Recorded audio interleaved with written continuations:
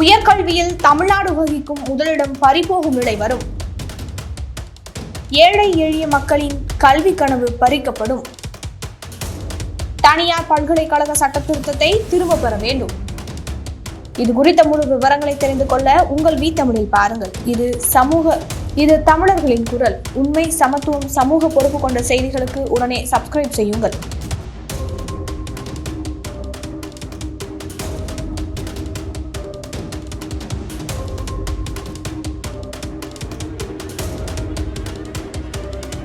நடந்து முடிந்த தமிழ்நாடு சட்டப்பேரவை கூட்டத்தொடரில் தனியார் பல்கலைக்கழக சட்ட திருத்தம் நிறைவேற்றப்பட்டுள்ளது. அரசு உதவி பெறும் கல்லூரிகளை தனியார் பல்கலைக்கழகங்களாக மாற்றுகின்ற இச்சட்டம் உயர்கல்வியை தனியார் வசம் ஒப்படைப்பதாக அமையும் என்கிற அச்சம் எழுந்திருக்கிறது. இதனால் எளிய குடும்பங்களை சேர்ந்த, குறிப்பாக பட்டியலின மற்றும் பழங்குடி பிற்படுத்தப்பட்ட பிரிவை சேர்ந்த மாணவர்களின் உயர்கல்வி உரிமை கடுமையாக பாதிப்புக்கு உள்ளாகும் அபாயம் ஏற்பட்டிருக்கிறது. இதற்கான சட்ட முன்மொழிவு தாக்கல் செய்யப்பட்ட நிலையிலேயே மார்க்சிஸ்ட் கம்யூனிஸ்ட் கட்சி சட்டமன்ற உறுப்பினர்கள் நாகை மாலி மற்றும் எம் சின்னதுரை இருவரும் முதல்வரை சந்தித்து இந்த சட்ட திருத்தத்தை கைவிட வேண்டும் என்று வலியுறுத்தியுள்ளனர். மசோதாவின் மீது நடைபெற்ற விவாதத்திலும் நாகை மாலி இதே போன்ற கருத்தை வலியுறுத்தியுள்ளார். இருப்பினும் சட்ட திருத்தம் நிறைவேற்றப்பட்டுள்ளது. 2021 மற்றும் 2022 ஆண்டிற்கான அகில இந்திய உயர்கல்வி ஆய்வின்படி உயர்கல்வி மாணவர் சேர்க்கையில் அகில இந்திய அளவில் தமிழ்நாடு முதலிடத்தில் இருக்கிறது. கேரளம் 2வது இடத்தில் உள்ளது. அரசு கலை அறிவியல் கல்லூரிகள், அரசு பல்கலைக்கழகங்கள்,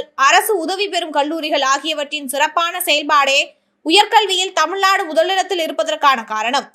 அரசின் முன்னெடுப்புகள் சாதாரண குடும்பங்களுக்கு கல்வியை கொண்டு போய் சேர்த்துள்ளது. தமிழ்நாடு அரசு நேரடியாக நடத்தும் கல்வி நிலையங்கள் ஏழை மாணவர்களின் உயர்கல்வி தேவையை பூர்த்தி செய்கின்றன. தமிழ்நாட்டில் 161 அரசு உதவி பெறும் கலை அறிவியல் கல்லூரிகள் இயங்கி வருகின்றன. அவற்றில் மொத்தம் 77,680 மாணவர்கள் தற்போது பயின்று வருகின்றனர். அரசு உதவி பெறும் கல்லூரிகளில் ஒவ்வொரு கல்லூரிக்கும் மாணவர் சேர்க்கையில் அரசு அங்கீகரித்த மாணவர்களின் எண்ணிக்கையில் 10% கல்லூரி நிர்வாகம் தீர்மானிக்கிறது. மீதமுள்ள 90% இடங்களில் இடஒதுக்கீடு அடிப்படையில் மாணவர் சேர்க்கை அனுமதிக்கப்படுகின்றன. இதில் பட்டியல் இனம், பழங்குடிகள், பிற்படுத்தப்பட்ட, மிகவும் பிற்படுத்தப்பட்ட மாணவர்களின் பயனடைகின்றனர். இதனால் மருத்துவம், பொறியியல் போன்ற தொழிற்கல்வி நிலையங்களில் இடம் கிடைக்காத மாணவர்கள் பெரும்பான்மையாக அரசு கல்லூரிகளில் அல்லது அரசு உதவி பெறும் கல்லூரிகளில் சேர்ந்து படிக்கின்றனர். தற்போது திருத்தப்பட்ட தனியார் பல்கலைக்கழக சட்டத்தின் அடிப்படையில் அரசு உதவி பெறும் கல்லூரிகளாக இருந்து தனியார் பல்கலைக்கழகங்களாக மாற்றப்பட்டால் இடஒதுக்கீட்டினால் பயனடையும் மாணவர்கள் பாதிக்கப்படுவார்கள். அரசு அல்லது அரசு உதவி பெறும் கல்லூரிகளில் நடைமுறைப்படுத்தப்பட்டு வரும் இடஒதுக்கீடு சதவீதத்துக்கும் தனியார் பல்கலைக்கழகங்களில் நடைமுறையில் உள்ள இடஒதுக்கீட்டுக்கும் பெரிய இடைவெளி உள்ளது.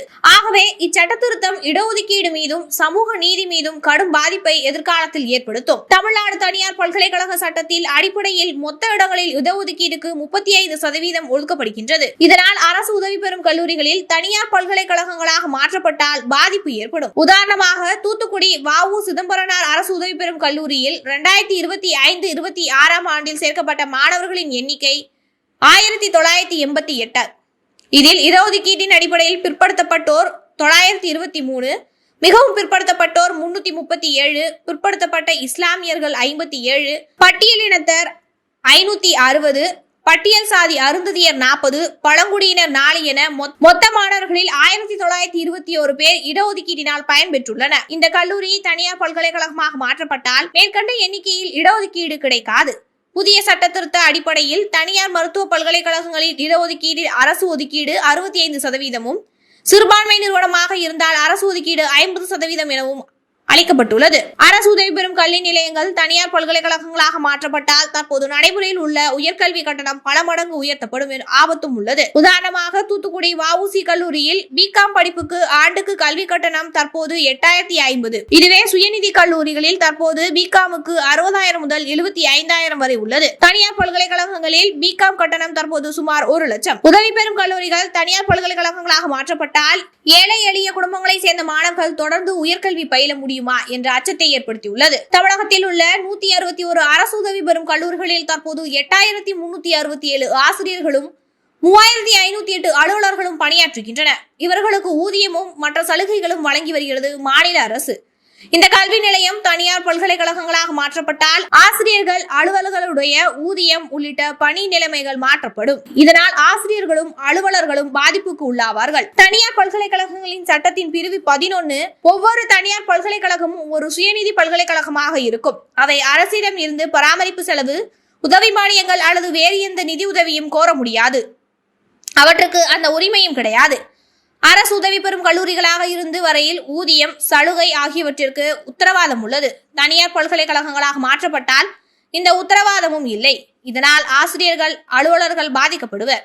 அரசு உதவி பெறும் கல்லூரிகள் புதிய சட்ட திருத்தத்தின்படி தனியார் பல்கலைக்கழகங்களாக மாற்றப்பட்டால் ஏழை எளிய நடுத்தர குடும்பங்களை சார்ந்த மாணவர்கள் பாதிக்கப்படுவார்கள் என்பதோடு உயர்கல்வி மாணவர்கள் சேர்க்கையில் தற்போது தமிழ்நாடு வகித்து வரும் முதலிடமும் பாதிப்புக்குள்ளாகும். புதிய சட்ட திருத்தத்தின்படி தனியார் பல்கலைக்கழகங்களாக மாற்றப்பட்டால் ஏழை எளிய நடுத்தர குடும்பங்களும் சேர்ந்த மாணவர்கள் பாதிக்கப்படுவார்கள் என்பதோடு உயர்கல்வி மாணவர்கள் சேர்க்கை தற்போது தமிழ்நாடு வகித்து வரும் முதலிடமும் பாதிப்புக்குள்ளாகும். ஏற்கனவே தமிழ்நாடு உள்ளிட்ட எதிர்க்கட்சிகள் ஆளும் மாநிலங்களுக்கு மத்திய நிதி ஒதுக்கீட்டில் பாரபட்சம் காட்டப்படுவதாக விமர்சனங்கள் உண்டு. மாநில உரிமைகளை பறிக்கும் மத்திய அரசின் நடவடிக்கைகளை எதிர்த்து உறுதியாக போராடி வரும் தமிழக அரசு உயர்கல்வி உள்ளிட்ட மாநிலங்களின் நலன்களை காப்பதில் உறுதியாக இருக்க வேண்டும். இந்த சட்ட திருத்தம் மறுபரிசீலனை செய்யப்படுவதே கல்வி உரிமையையும் சமூக நீதியையும் உயர்கல்வியில் தமிழ்நாட்டின் முன்னேறிய நிலையையும் தொடர்ந்து உறுதி செய்யும் என்பதில் எந்தவித மாற்று கருத்தும் இல்லை.